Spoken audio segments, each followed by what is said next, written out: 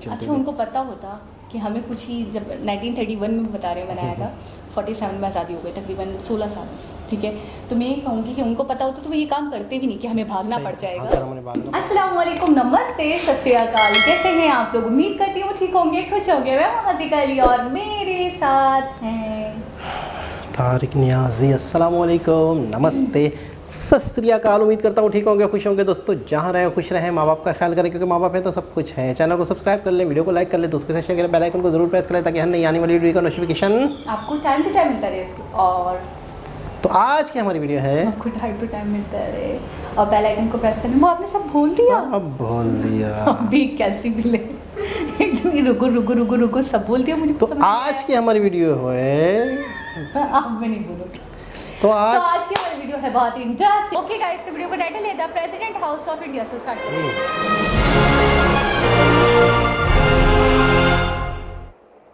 अगर आप नए हैं तो हेल्दी नॉलेज के लिए जरूर सब्सक्राइब करें द नॉलेज को, और अगर आप द नॉलेज के सदस्य हैं तो हमारे आने वाले हर वीडियोस की जानकारी पाने के लिए इस बेल आइकन को जरूर बजाएं। अगर आप गूगल से ये सवाल पूछोगे कि दुनिया का सबसे महंगा घर कौन सा है, तो गूगल एक सेकंड से भी कम समय में भारत के मुंबई में बसे एंटिलिया का नाम प्रस्तुत करेगा। दरअसल गूगल ने दिया ये जवाब पूर्ण रूप से सही नहीं है, क्योंकि गूगल ने दिया ये जवाब किसी एक इंसान के निवास स्थान को दर्शाता है। लेकिन अगर निवास स्थान की बात हो तो भले ही पर्टिकुलर एक व्यक्ति का नहीं, पर रेसिडेंसी के तौर पर भारत में दिल्ली में बसा प्रेसिडेंट हाउस दुनिया का सबसे महंगा निवास स्थान है। आज के समय में मुकेश अंबानी के एंटिलिया के बिल्डिंग की कीमत 6000 करोड़ रुपए है, जबकि उस निवास स्थान की इंटीरियर की सारी चीजें मिलाए तो उसकी कुल कीमत 13000 करोड़ रुपए है। लेकिन दिल्ली में 330 एकड़ में बसे भारत के राष्ट्रपति भवन के निवास स्थान की जमीनी कीमत 26,000 करोड़ रुपए है, और उस जमीन पर बसे आलीशान भवन की कीमत तो अलग, अपितु उसके इंटीरियर को और सारी चीजों को मिला दे तो उसकी कीमत का आप अंदाजा भी नहीं लगा सकते। भारत के राष्ट्रपति भवन की कीमत अमेरिका के राष्ट्रपति के आधारिक निवास स्थान व्हाइट हाउस से भी 14 गुना ज्यादा आंकी गई है।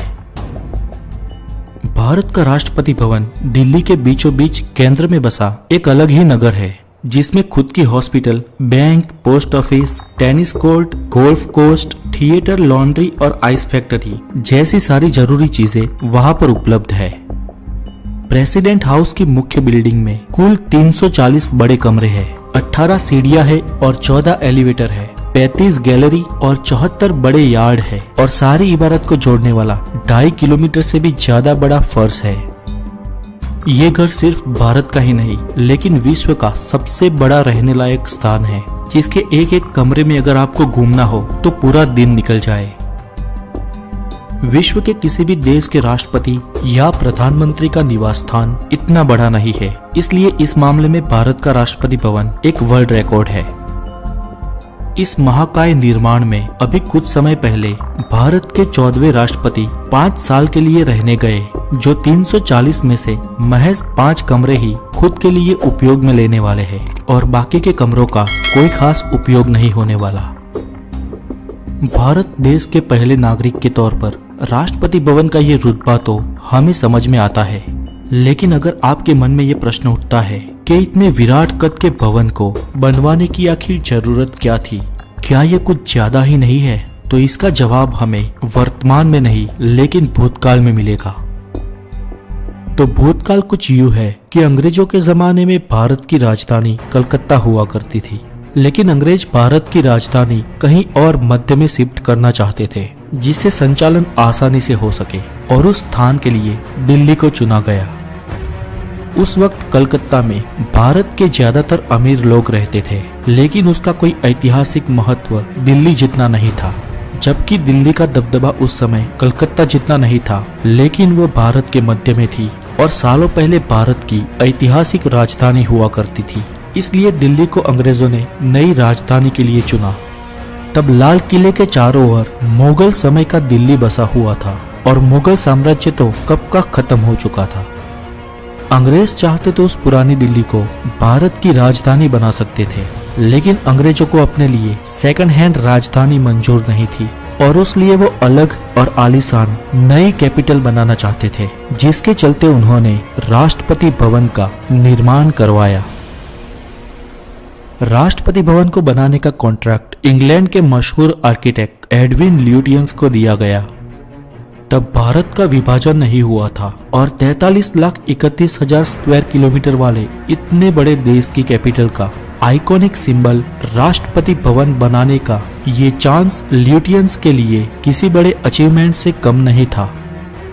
15 अप्रैल 1912 को ल्यूटियंस इंग्लैंड से भारत आए और राष्ट्रपति भवन के निर्माण का कार्य शुरू किया।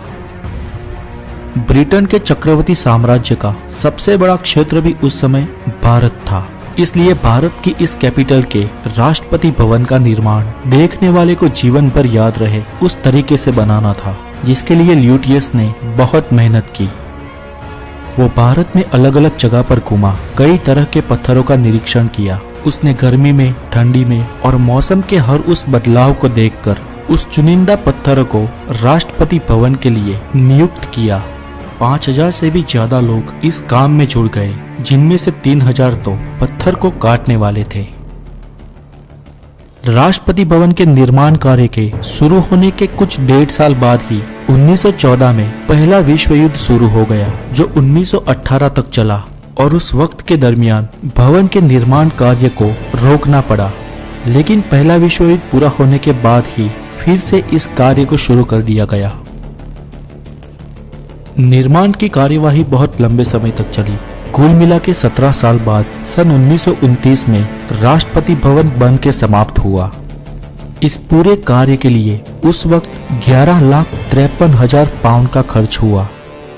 अगर आपके मन में ये प्रश्न है कि इस पूरे निर्माण कार्य के लिए इंग्लैंड के आर्किटेक्ट ल्यूटियंस को कितना पैसा मिला, तो यूं तो अगर उसने जो कार्य किया था उसके मुताबिक उसको इस पूरे निर्माण खर्च का 10% हिस्सा मिलना चाहिए। लेकिन आपको ये जानकर हैरानी होगी कि जिस आर्किटेक्ट ल्यूटियंस ने भवन के निर्माण के लिए अपने 17 साल दे दिए और उतने साल में उसका कई बार इंग्लैंड से भारत और भारत से इंग्लैंड रिपोर्टिंग के लिए आना जाना पड़ा, और पूरी मेहनत और ईमानदारी के साथ जो निर्माण किया, उस पूरे कार्य के मिले उसको महज 5,000 पाउंड। पूरे 17 सालों के 5,000 पाउंड को अगर महीनों में डिवाइड करो तो उसकी मंथली सैलरी कुछ 25 पाउंड से भी कम हुई। इतनी कम मजदूरी के बावजूद भी ल्यूटियंस को कोई अफसोस नहीं हुआ, क्योंकि उसको ये बात की खुशी थी कि उसने कड़ी मेहनत से भारत के बेनमून और आलीशान राष्ट्रपति भवन का निर्माण किया है। आखिर 23 जनवरी 1931 को राष्ट्रपति भवन का ओपनिंग डे रखा गया, जहां पर बड़े भव्य उत्सव का आयोजन किया गया। देश विदेश से कई बड़े मेहमानों को बुलाया गया। वाइसरॉय लॉर्ड इरविन ने ये महफिल सजाई थी। इरविन के साथ कई सारे अंग्रेज अफसर भी मौजूद थे। इन सब में आर्किटेक्ट ल्यूटियंस भी था, लेकिन वो अकेला था।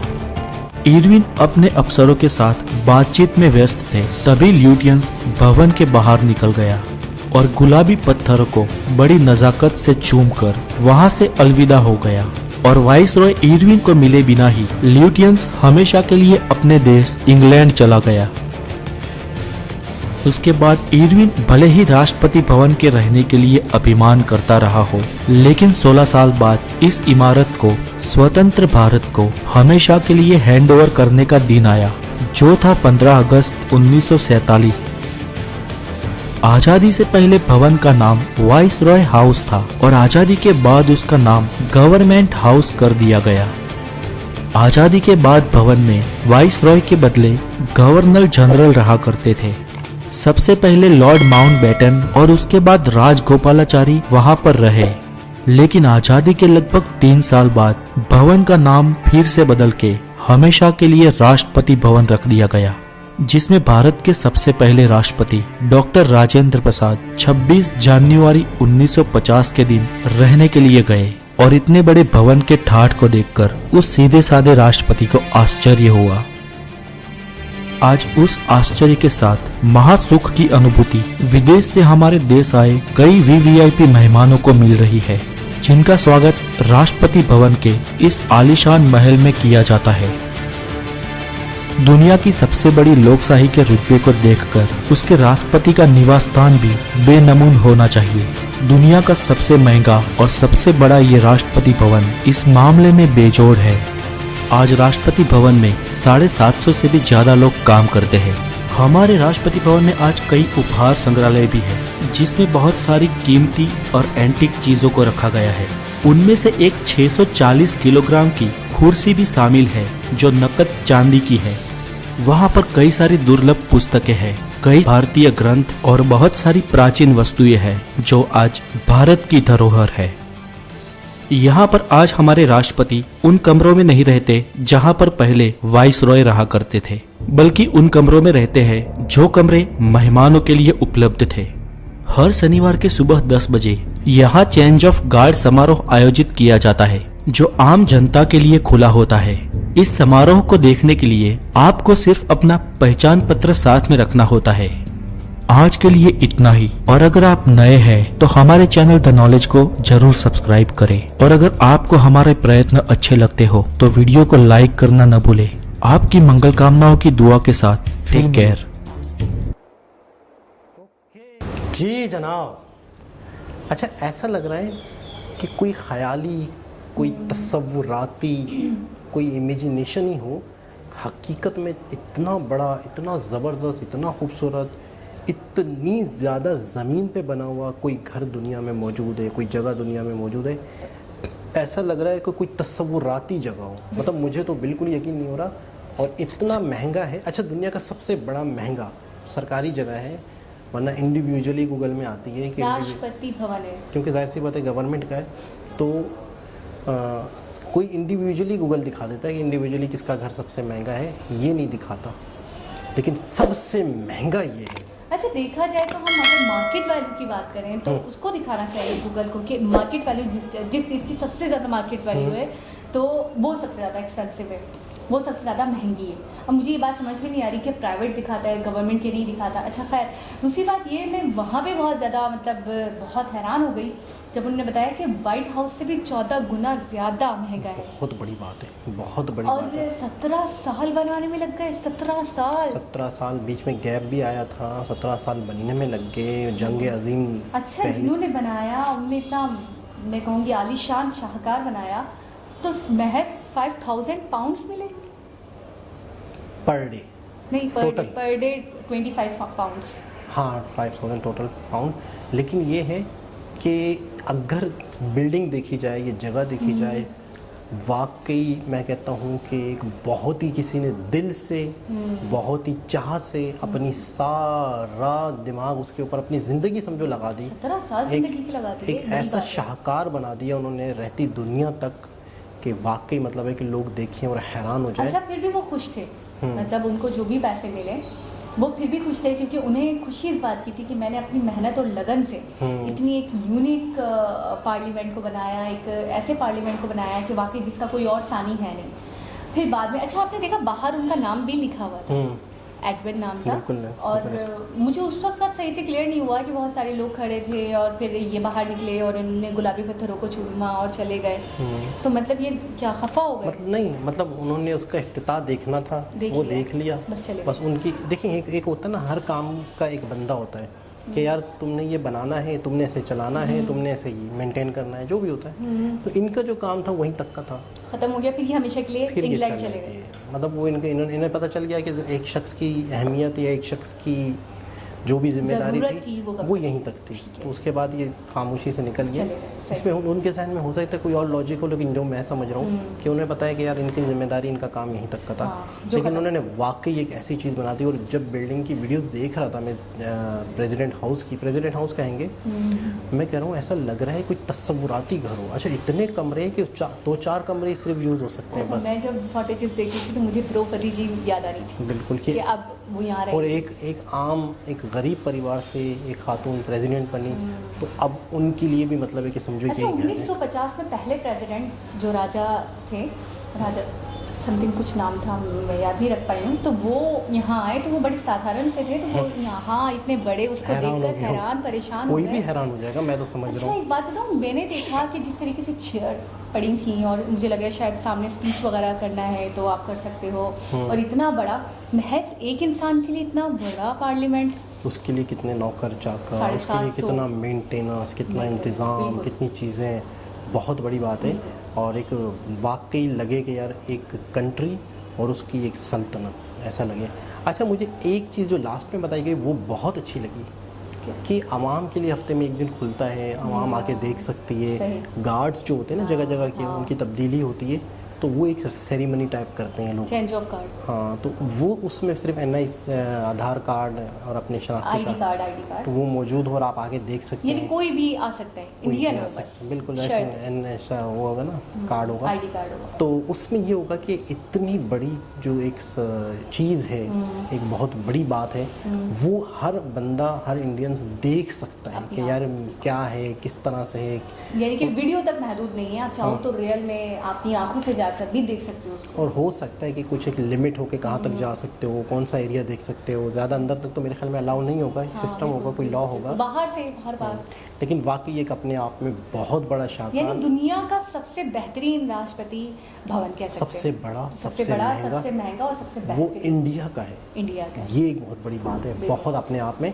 और जितने भी बहुत बड़े बड़े इंफ्रास्ट्रक्चर के काम हुए ना, ये काफ़ी बड़ी बड़े, मतलब है कि जब अंग्रेज़ रहा है, अंग्रेज़ ने बेशक हुकूमत की है, हमको यहाँ से लूट मारे, लेकिन बहुत सारी चीज़ें यहाँ दे के गया है, बहुत सारी ऐसी बिल्डिंग्स हो गई, बहुत सारे ऐसे, जितना भी कराची में पीले कलर का पत्थर का दिखता है ना, वो सारा अंग्रेज़ों के दौर का है, सारा का सारा। और मतलब एक अपने आप में एक यूनिक टाइप का एक अच्छा, मुझे पता है क्या लगता था, वो बस अपने ऐशो आराम को ज़्यादा मतलब एक तरजीह देते थे। देखिए, उन्होंने तो ज़िंदगी भर यहाँ रहने का सोचा था, वो तो जाहिर सी बात है आज़ादी की तहरीक ये है कि वो ये नहीं सोचे कि आप वो मुल्क के लिए करके गए, इस तरीके से उन्होंने अपने लिए। अब देखिए बहुत सारे अट्रैक्टिव पॉइंट्स बनाए उन्होंने, जैसे हमने लवर्स पॉइंट देखा था, लंच टिफिन पॉइंट देखा था, पूरा एक वो कहते हैं ना, शिमला है या नैनीताल है, तो जो भी इन्होंने नहीं पॉइंट्स भी बनाए, एक तो पूरी मतलब हिल स्टेशन थे, वो तो बात अलग मरी है, मैं ये कह रही हूँ पॉइंट्स भी बनाए थे, तो मुझे ऐसा लगता है कि उन्होंने सिर्फ अपना ऐशो आराम मद्देनजर रखकर ये सब बनाया था और मुल्क या आवाम के लिए नहीं था, ठीक है ना। और ये वाला जो बना था, ये भी भवन बना था, तो भवन बना तो यकीनन पहले तो उनका ही डेरा था, उन्हीं की हुकूमत थी, उन्हीं की सल्तनत, उन्होंने रहना था, वही रहे काफ़ी सालों तक, लेकिन ये है कि बाकी एक शाहकार बना के जाए। और जिस तरीके से मतलब कराची में बता रहा हूँ, या जिस तरीके से हमारे रेलवे स्टेशन हैं, या ट्रेन का सिस्टम है, या पटरियाँ हैं, पूरे हिंदुस्तान में ट्रेन नहीं चलती। अच्छा, उनको पता होता कि हमें कुछ ही, जब 1931 में बता रहे बनाया था, 47 में आज़ादी हो गई, तकरीबन 16 साल, ठीक है, तो मैं ये कहूँगी कि उनको पता होता तो वो ये काम करते भी नहीं कि हमें भागना पड़ जाएगा। अगर हमें भागना पड़ेगा तो हम यही अपने देश में बना लें इस तरह की कोई चीज़, लेकर ये जो हम इन्वेस्टमेंट कर रहे हैं, ये इन्वेस्टमेंट लेकर ही भागें। बिल्कुल, उन्होंने लॉन्ग टर्म का सोचा हुआ था जब इतनी बड़ा इन्वेस्टमेंट समझ, लेकिन नसीबों में नहीं था ना, उनके नसीबों में तो किसी और के था। बिल्कुल ऐसा ही है, जिस देश की वो चीज़ थी उसी देश के पास एक बहुत ही, मतलब हमारे लिए एक बहुत ही बड़ी इंफॉर्मेशन, बहुत ही बड़ी एक नॉलेज और एक यूनिक बहुत अपने आप में बिल्कुल राष्ट्रपति। तो एक बहुत ही ज़बरदस्त वीडियो। दोबारा किसी वीडियो से आपसे मुलाकात होगी, जब तक के लिए अल्लाह हाफ़िज़।